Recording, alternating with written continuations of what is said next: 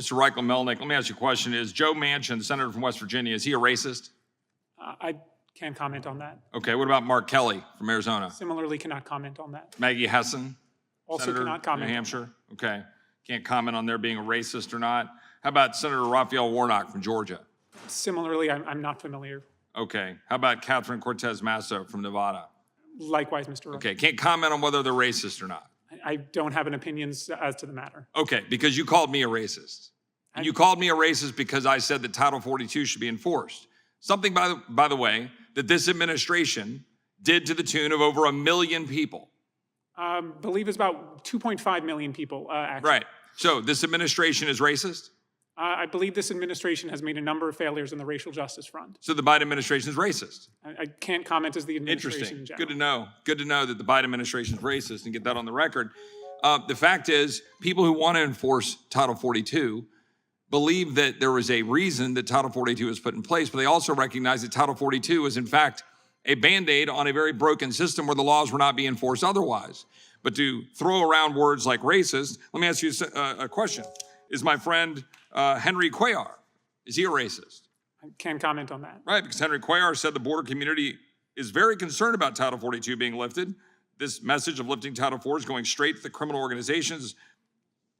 He stood up and said that Title 42 should be enforced. The administration stood up. The senators I just listed said that Title 42 should have stayed in place. Now, my personal view is that Title 42 wasn't the thing that needed to stay in place, that what ought to be in place is an actual border security that secures the border.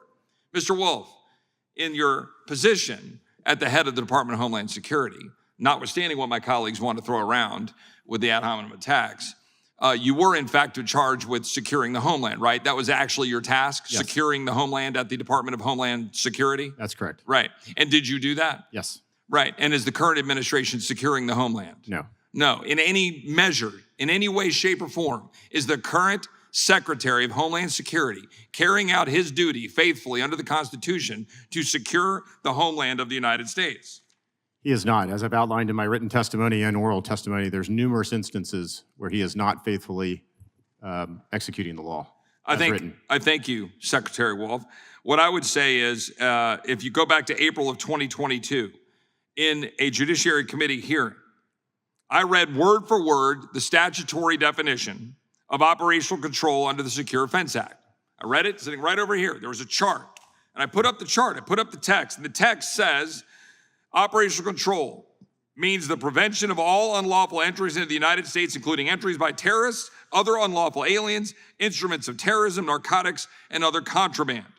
I asked Secretary Mayorkas, do you have operational control? And his response was, I do. And Congressman, I think the Secretary of Homeland Security would have said the same thing in 2020 and 2019. In March of 2023, however, in a Senate hearing, Secretary Mayorkas said, quote, with respect to the definition of operational control, I do not use the definition that appears in the Secure Fence Act. And the Secure Fence Act provides statutorily that operational control is defined as preventing all unlawful entries in the United States. By that definition, no administration has ever had operational control. Just 2 weeks prior, United States Border Patrol Chief Raul Ortiz answered, no, sir, when asked by Homeland Security Chairman Mark Green, does DHS have operational control of the entire southwest border? So the United States Border Patrol Chief Raul Ortiz says, we do not have operational control of the border. He answered straight up, truthfully, no, sir. Why was it that the Secretary of Homeland Security, when I asked him that question, he said, yes, we have operational control. He said, I do, to be more precise. But then in the Senate, he comes back and says, oh, but no, I'm sorry, if you use that definition, you know, the one in the statute, no one has ever had operational control.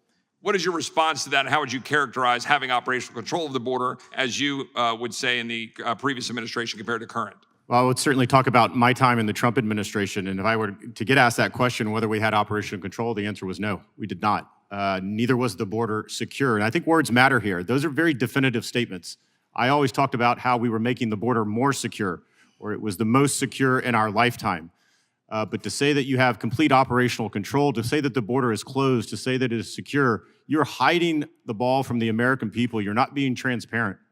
And it's for a purpose, I think you can only guess, a political purpose, but it also defies what the men and women of the Border Patrol and others are doing down there. When they see their political leadership make these sorts of statements, it's so bad it's hard to find words. They don't know what to think because they are on the line. They are on that border every single day, watching the hundreds of thousands of individuals walk past them that they have to process. And they see that someone is saying that this border is secure, or you see the 200 known or suspected terrorists that have come across this border in the last 2 years, but somehow that border is closed and secure. I don't understand it. Yeah, kind of like accusing people of whipping migrants at the border.